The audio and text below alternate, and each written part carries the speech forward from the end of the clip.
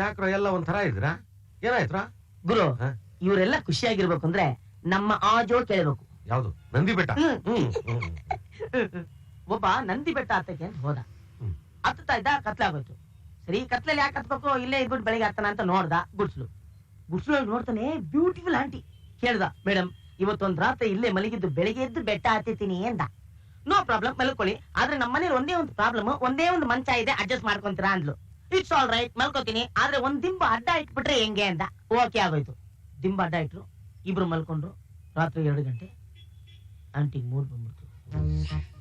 ಅವನ್ ಮಲಗೆ ಇದ್ದಾನೆ.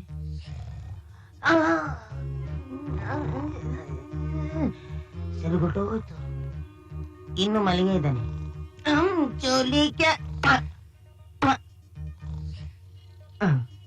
ಮಲಿಗೆ ಇದ್ದಾನೆ. ದಿಂಬು ಇಟ್ಕೊಂಡ್ಲು. ಮಲಿಗೆ ಇದ್ದಾನೆ. ಬೆಳಗ್ಗೆ ಆಗೋಯ್ತು. ಎದ್ದ, ಮೇಡಮ್ ತುಂಬಾ ಥ್ಯಾಂಕ್ಸ್, ನಾನ್ ಬೆಟ್ಟ ಹತ್ತಕ್ ಹೋಗ್ತೀನಿ ಅಂದ. ಅಯ್ಯಮ್ಮ ಕರೆದು ಹೇಳಿದ್ಲು, ಪ್ಲೀಸ್ ಕಮ್ಮಿಯ. ಅಲ್ಲ ರೀ, ಇಡೀ ರಾತ್ರಿ ಒಂದು ದಿಂಬು ಹತ್ತಿ ನನ್ನ ಪಕ್ಕಕ್ಕೆ ಬರಕ್ ಆಗ್ಲಿಲ್ಲ, ನೀನೇನೋ ನಿನ್ನ ಪಿಂಡ ಬೆಟ್ಟ ಹತ್ತಕ್ ಹೋಗ್ತೀಯ. ಆ ಬೆಟ್ಟ ಹತ್ತಕ್ ಹೋಗ್ತಿದ್ ಮಹಾಪುರುಷ ಯಾರು ಗೊತ್ತಾ? ಯಾರು? ನೀನೆ.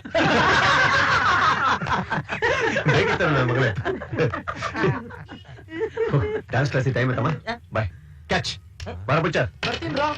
ಡ್ಯಾನ್ಸ್ ಕ್ಲಾಸ?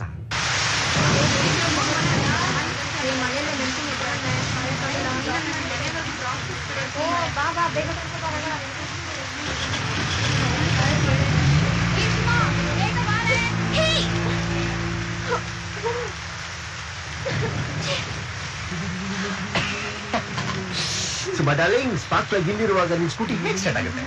ಆಗಲ್ಲ ಮಮ್ಮ. ನಿನ್ ಲೋಗೋಸ್ಕರ ನನ್ಗೆ ಯಾಕೆ ಮಮ್ಮ ಈ ಶಿಕ್ಷೆ? ಅಯ್ಯೋ, ಡಾರ್ಲಿಂಗ್ ತುಂಬಾ ಕಷ್ಟಪಟ್ಟಿದ್ದಾರೆ. ಈಗ ಹೇಳ್ಕೊಡ್ತೀನಿ.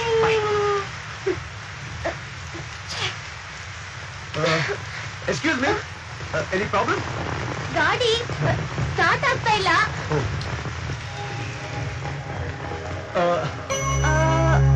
ನಿಮ್ಮನ್ನೆಲ್ಲ ನೋಡಿದ್ದೀನಲ್ಲ. ಹಾ, ಕಾಲೇಜಿಗೆ ಬಂದು ನನಗ್ ಲೈನ್ ಹೊಡಿಯೋದಕ್ಕೆ ಬಂದಿಲ್ಲ ಅಂತ. ಕರೆಕ್ಟ್, ಕಾಲೇಜಲ್ಲಿ ಸುಮಾ ತಾನೆ? ಸ್ಟಾರ್ಟ್ ಆಗ್ತಾ ಇಲ್ವಾ? ಬಿಟ್ಬಿಟ್ಟು ಬನ್ನಿ. ಇಲ್ಲ, ಫ್ರೆಂಡ್ ಗಾಡಿ. ಆದ್ರೆ ಏನಂತೆ ಲಾಕ್ ಮಾಡ್ಕೊಂಡ್ ಬನ್ನಿ, ಬೆಳಿಗ್ಗೆ ತಗೊಂಬಂದಲ್ಲ. ಮಳೆ ಜಾಸ್ತಿ ಆಗ್ತಾ ಇದೆ, ಮತ್ತೆ ಲೇಟ್ ಆದ್ರೆ ಆಟೋ ಬಸ್ ಏನು ಸಿಗೋದಿಲ್ಲ. ಸರಿ, ಹಾಗಾದ್ರೆ ಓಕೆ. ಯಾಕೆ? ನೀವು ಲೇಡೀಸು ಒಂದೇ ಛತ್ರಿ ಕೆಳಗಡೆ ಅದು ಶೋಲ್ಡರ್ ಟಚ್ ಆಗೋದು, ಬಾಡಿ ಟಚ್ ಆಗೋದು ಬೇಡ, ಚೆನ್ನಾಗಿರಲ್ಲ. ಪರವಾಗಿಲ್ಲ, ಬನ್ನಿ.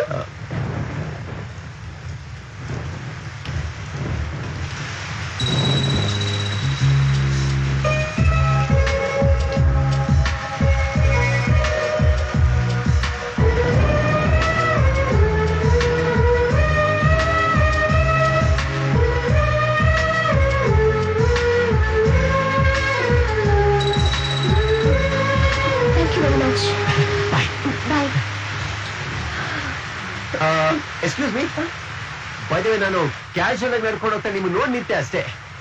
ಅದ್ ಬಿಟ್ಕೊಂಡು ನಿಮ್ ಸ್ಕೂಟಿ ಸ್ಪಾರ್ಕ್ ನಾನೇ ಕಿತ್ತಿ ಸ್ಟಾರ್ಟ್ ಆಗ್ದಿರೋ ಮಾಡಿ ನಿಮ್ಮೊಟ್ಟಿಗೆ ಮಳೆಯಲ್ಲಿ ಇಲ್ಲಿವರೆಗೆ ನಡ್ಕೊಂಡ್ ಬರೋದಕ್ಕೋಸ್ಕರ ಸೆಟಪ್ ಮಾಡಿದೆ ಅಂತ ಮಾತ್ರ ಅನ್ಕೊಂಡ್ಬಿಡ್ಬೇಡಿ. Okay, it's just a coincidence. ಅಯ್ಯೋ, ಹಾಗೆ ಅನ್ಕೊಳ್ಳಲ್ಲ. ಹಾಗಲ್ಲ, ನಾನೇನ್ ಹೇಳ್ತಾ ಇದ್ದೀನಿ ಅಂದ್ರೆ, ನೀವು ಇಲ್ಲಿಂದ ಹಾಸ್ಪಿಟಲ್ ಹೋಗ್ಬಿಟ್ಟು ರೂಮಲ್ಲಿ ಟವಲಿಂದ ಕೂದಲು ಒರೆಸ್ಕೊಬೇಕಾದ್ರೆ ನಮ್ಮ ತೋಳಿಗೆ ತೋಳು ಟಚ್ ಆಗಿದ್ದು, ಮೈಗೆ ಮೈ ಟಚ್ ಆಗಿದ್ದು, ಇದನ್ನೆಲ್ಲ ನೆನ್ಸ್ಕೊಂಡ್ಬಿಡ್ಬೇಡಿ. ಯಾಕಂದ್ರೆ ನಾವು ಲವರ್ಸ್ ಅಲ್ಲ ನೋಡಿ. ನಾನು ನೆನಪು ಮಾಡ್ಕೊಳ್ಳಲ್ಲ. ನೆನ್ಸ್ಕೊಂಬೇಡಿ.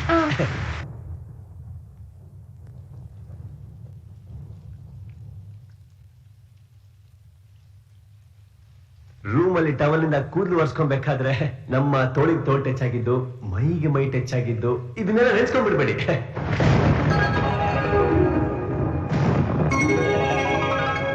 ನೆನ್ಸ್ಕೊಂಬೇಡಿ.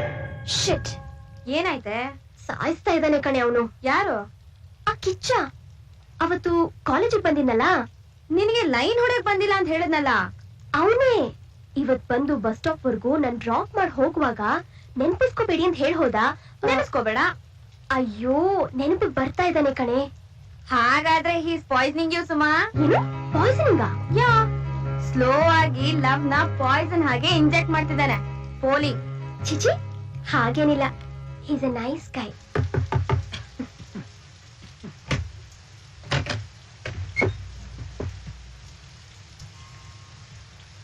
ಇನ್ನು 12 ಗಂಟೆ ಅಷ್ಟೇ ಬಿಡು.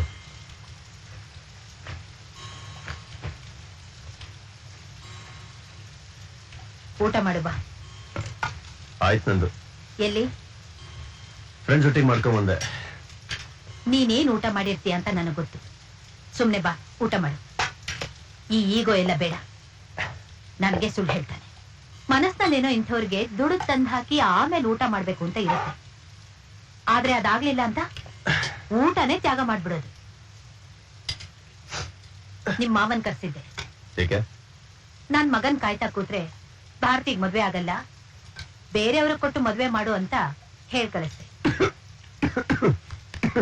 ಯಾಕೆ ನಗ್ತಾ ಇದೀಯಾ? ಮಾವ ಅವನಿಗೆ ಬಂದಿರ್ತಾನೆ. ನಿನ್ ಮಗನಿಗೆ ಯಾವ ಕೆಲಸ ಸಿಗುತ್ತೆ ಅನ್ನೋ ಗೊತ್ತಿಲ್ಲ. ಅಂತವನಿಗೆ ನನ್ನ ಮಗನ ಕೊಟ್ಟು ಮದುವೆ ಮಾಡೋ ಬದಲು ಬೇರೆ ಯಾರೋ ನೋಡ್ಕೊಂತ ಹೇಳೋದಿರ್ತಾನೆ. ಅದನ್ನ ಡೈರೆಕ್ಟ್ ಆಗಿ ಹೇಳಿದ್ರೆ ನನ್ನ ಮನಸ್ಸಿಗೆ ನೋವುತ್ತೋ ಅಂತ ಹೀಗೆ ಹೇಳ್ತಾ ಇದ್ದೀನಿ. ಯಾರು ಬೇಜಾರು ಮಾಡ್ಕೊಬೇಕಾಗಿಲ್ಲ. ಫಸ್ಟ್ ಆಫ್ ಆಲ್ ಭಾರತಿ ಅನ್ಕೊಂಡ್ರೆ ನನಗೆ ಇಷ್ಟ ಇಲ್ಲ.